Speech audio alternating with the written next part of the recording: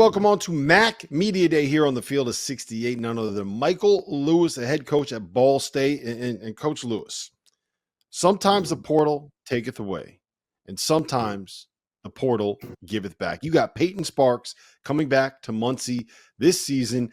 I want to start with this. I want your reaction when you found out he was going back in the portal.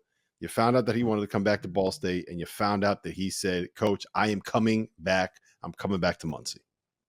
I get asked that a lot. Like, hey, how was the recruiting process of Peyton to say, like, what am I going to sell him on? Like, he's been here. Like, he knows what campus is. He knows he had a year under myself and our staff. He knows what our expectations are. He knows what the accountability level is. So like it wasn't super difficult. Like, because I think he was so familiar with who we are as a program and who I am as a coach, and what those expectations would be for him. I think it speaks a lot to our program that he wanted to come back here. I mean, he could have gone a lot of different places, and he chose to come back to Ball State. Obviously, when you get a chance to welcome an all-conference player back to your team, you're super excited as a coach, and there's no denying that. But I've told people this a lot this offseason. Like, he's going to mean a lot to our program because of the player he is, but he means more to our program because of the type of person that he is, what he means to this community and this campus, and the things that he stands for. Like, I said it while he was here the first time. I said it when he left. I said it when he comes back. Like, he's everything you want from a student athlete. Yeah, super impressive kid. Super impressive. And you got him now in the front court with Mickey Pearson, who took a huge jump last year. So you got to feel good about your front court. You know what you have coming back. The backcourt's a little different. Like, don't know quite as much, right? But you bring in a first-team All-OVC player in Jeremiah Hernandez, averaged 17 a game. Like, that's got to feel pretty good, feeling like, okay, he produced at a high level and is a veteran. Yeah, he's been in the league. He was at Kent State. He went to Southern Indiana, and then now he's back in the league. I think with transfers, you kind of have an idea of what you're getting. Like at least they've shown they can play at a certain level. Like with freshmen, a lot of times you're rolling the dice. Like, how productive can they be? How quickly? We did not feel like we were athletic enough, dynamic enough on the perimeter last year. I think we addressed a lot of those things in the portal. Jerry being one of those guys that we were able to bring in, where we're just a little bit bigger, longer, more athletic, and can do some more things off the bounce. While keeping our ability to shoot the basketball. So I like our depth on the perimeter. We just got to be able to fit the pieces together and see how all those guys fit in the grand scheme of our team. I talk to these guys every day, but I like the pieces that we have. But can we put these pieces into the puzzle and become the team that we want to be? And I think that's going to be the challenge for not only our program, but a lot of programs at our level when you're having the roster turnover that you have. I mean, look, our league lost 19 of the top 20 players. Okay, they either graduated or they transferred somewhere else. So we have a big turnover. So how quickly can we get these guys acclimated to how we want to play, and will they fit together and play together as a team? Goodman mentioned Mickey Pearson there. He had a big year. He's banged up a little bit last season, but he's back. Shoots it. How well does he kind of pair with Peyton Sparks? Like, if you got a big guy like Peyton, you need someone that can kind of create that space for you.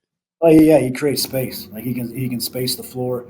He shot in the upper 30s. I thought he was around 40, and he had, the last 6 to 8 games he had a pretty significant injury that he played through, and really kind of hurt his productivity down the stretch.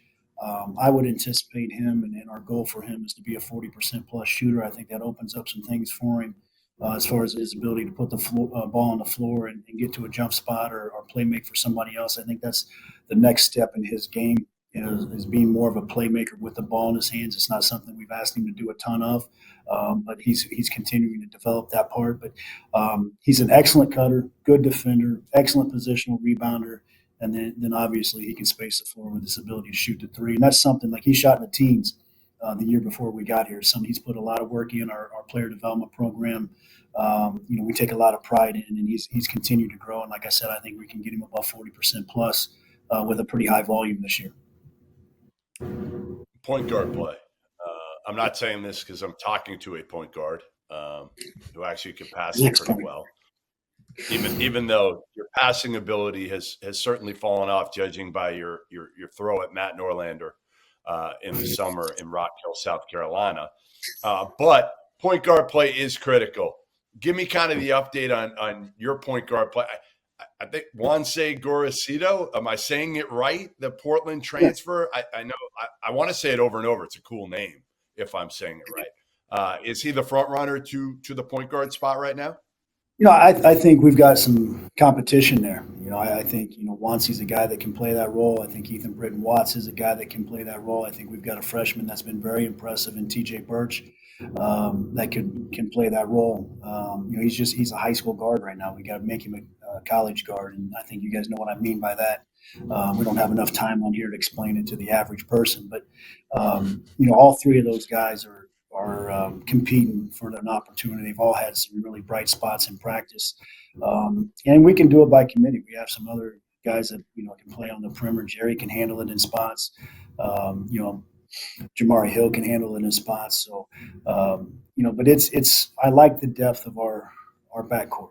It's not they have experience. It's not necessarily been here, but it is an experienced group and some athleticism and some dynamic athleticism that we can use to create some things offensively, especially when you have guys like Peyton, down on the block. I just want to make something clear. You said that you don't want to explain it to the average person. Goodman is a below average person, so he needs things expressed and explained very, very clearly. Mason Jones. Hey, after this, I can draw it up in crayon for him. It'll be good. Perfect. Mason Jones started 23 games as a freshman for you. He's back. The old saying in coaching circles is the best thing about freshmen is that they become sophomores. What have you kind of seen from him in his growth and his development during the offseason? Well, he got a lot of experience, and it really wasn't fair. I talked on it last year. It wasn't fair to some of those guys. They were recruited at a time to come in and learn and fill behind. Peyton Sparks, Boogie Coleman, Jalen Sellers, and when those guys are gone, they're thrown into the fire, especially with the timing of when some of those guys left. It wasn't ideal for our team. I think it helped their development. Like, they got a lot of experience. They were thrown to the fire early and often, and they had to learn and grow a lot. And so I think just, having a full year under his belt and some of the ups and downs that he had to go through and learn and what it takes to compete and be successful at this level can only help him. Now he's got a lot of competition around him, which is good. I think that's the best thing about this. Is the deepest team that I've had in now starting my third year here at Ball State, and so with that depth, it creates competition, and it can only raise everybody's level, and then everybody gets better. But I think particularly Mason, like he just learned a lot. Like, nobody ever questioned his effort, but getting that effort about the right things and just understanding defensive scheme and positioning and being able to go from huddle to execution on the floor, all the things that a lot of young players go through and sometimes struggle. He was able to go through in heavy minutes last year, and it was, he wasn't ready for it, as most freshmen aren't, but I think it will benefit him in the future. You were coached hard as hell by Bob Knight when you were a player at Indiana. Nowadays, how different are you as a coach? How have you had to adapt, even as being an assistant for years? You get your own program now. How have you had to adapt to, again, kind of what you've been taught, how you were coached, to maybe how you have to coach now?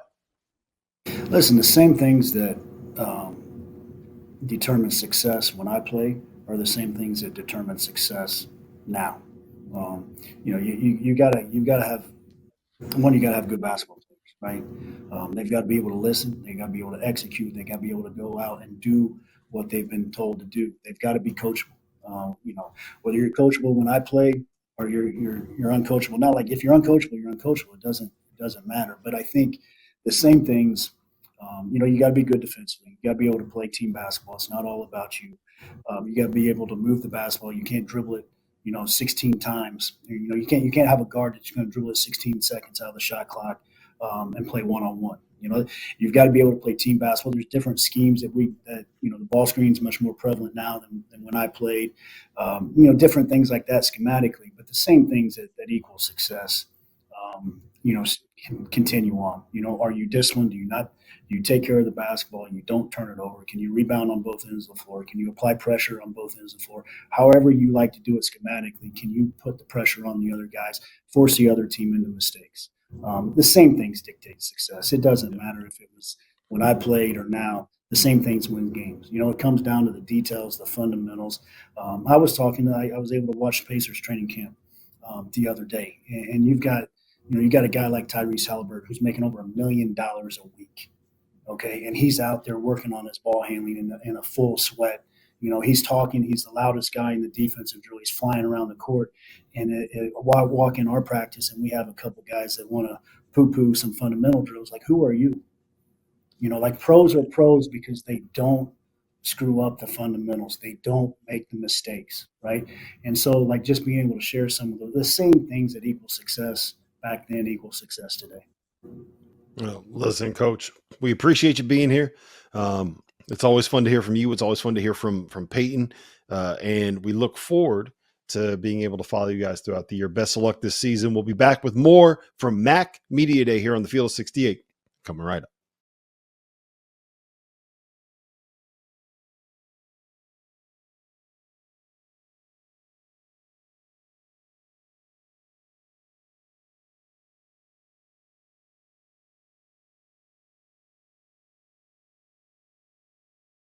Now let me welcome on to MAC Media Day here on the Field of 68, Peyton Sparks, who is back at Ball State. And I want to start with this, Peyton. How excited was Coach Lewis when you told him that you are coming back to school, when you are returning to Ball State for your senior season? He was very excited. I called him like later at night, like around 9. I was like, "Coach, I'm coming back." Yeah, I heard him screaming on the phone.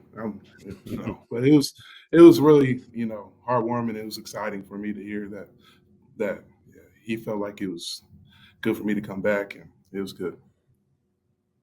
Yeah, for those who don't know, obviously, you start a couple of years ago at Ball State, took a shot at the high major level, not too far down the road in Bloomington, and then decided to go back. What led to that decision, Peyton? I mean, obviously, had a chance to play in the Big Ten for Indiana, but decided to go back kind of home.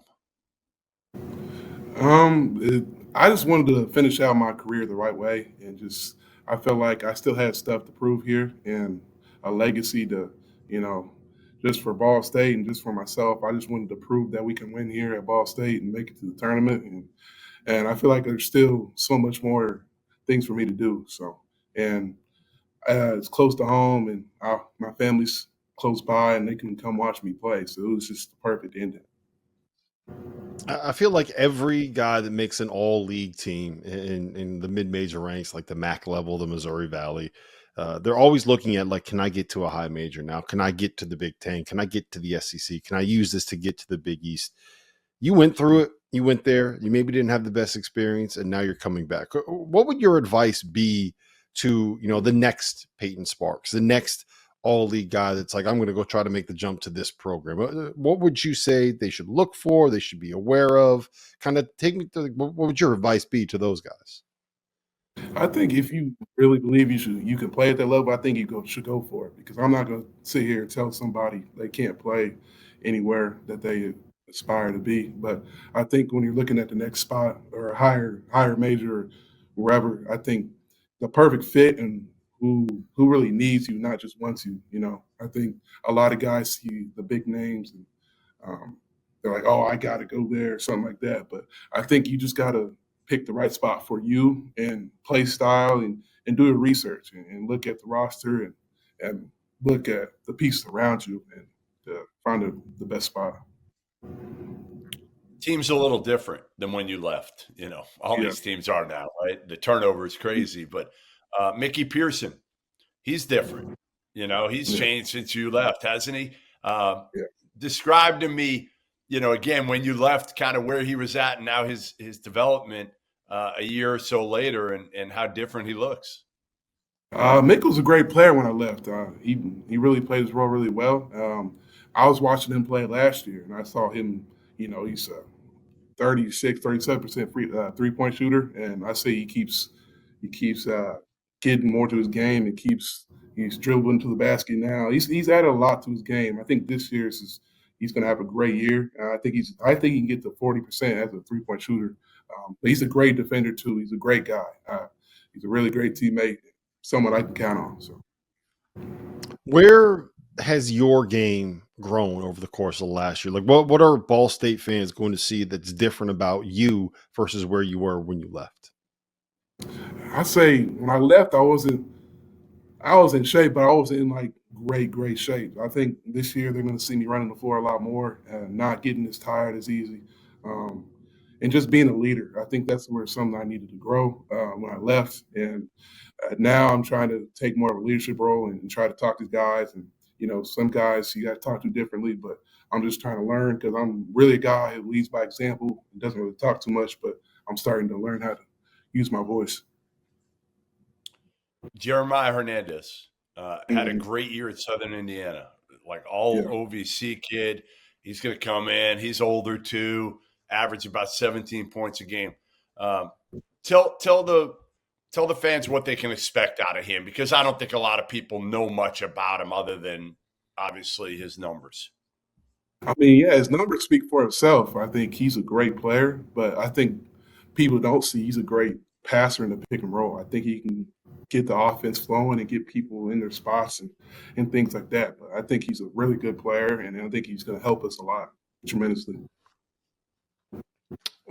Of all these other newcomers, Wanzi Gorosito, I hope I got his name correct, Joey Hart, some of these freshmen, has anyone stood out? Is there anyone that maybe has been above what your expectations were when they committed? I think everybody. I didn't know what to expect coming back to a whole new team. I think everybody's shown me a lot. It's not just one guy. I feel like everybody is proved they belong, and I think we're going to have a really good team. So, yeah. Hey, Peyton, my daughter goes to Indiana, so I'm in Bloomington a lot. Give me your favorite, the spot you're going to miss the most, upstairs pub. Like, give me a food spot that you're going to actually miss in Bloomington. Buffalo Louie's for sure. I'm definitely going to miss that. I love wings, so definitely going to miss that spot. One of my favorites. Where's the best place to get wings in Muncie? Best place to get wings? Narrowing down some place. B-dubs or wings, etc. But that's, it's just. I got ripped on. Hey, I got killed, Peyton, when I tweeted out that I went to B-dubs in Bloomington. Really? Right? Everybody killed me. But I tried to tell them, it was the only place. It was a Saturday afternoon. They had 3 TVs right next to each other. Upstairs pub didn't have that yet. So I got crushed, man. Crushed. Buffalo, the seating's just limited. So, there's not a lot of seating. But B-dubs, you can get a TV and watch the game or whatever. So, yeah, I see where you're coming. Yeah, don't give him credit. Yeah. I'm going to give him credit because that's cool. I mean, I would have done the same thing. Yeah. I mean, maybe the food might not be as good, but it's all about, for our job, it's all about getting a chance. Got to be able to watch 3 games at once, and they got to be right next to each other. I can't be looking like here. I gotta have them in front of me. Yeah. What's been the best part of being back in Muncie, though? Has there been something that you're like, hey, you know what? I know I made the right decision. It just feels right. I think coming back, a lot of people are like, we're so happy you're back. We're so excited, or we can't wait for the season starting to come to games. I think that's the best feeling, that people still believe in you. And I feel like that's the best feeling. Yeah. Well, it's better being Peyton, on the court than on the bench too, right? I mean, that's another part of it. Like playing, you play college basketball to be on the court if you can. Where I know at Indiana you played some, but it wasn't the role that you were probably hoping for. Yeah, but I learned a lot. I think I saw the game from a different point of view too. I mean, I didn't play a lot, but I learned from Mike. I learned from all the coaches down there. So I mean, I think I needed that to grow as a person and as a player. So yeah. Well, listen, Peyton, we appreciate you being here. Best of luck this season. We're happy that you're back at Ball State. I don't know if the other bigs in the conference are going to be as excited as we are, but look forward to seeing you you return here and put up a big year. We'll be back with more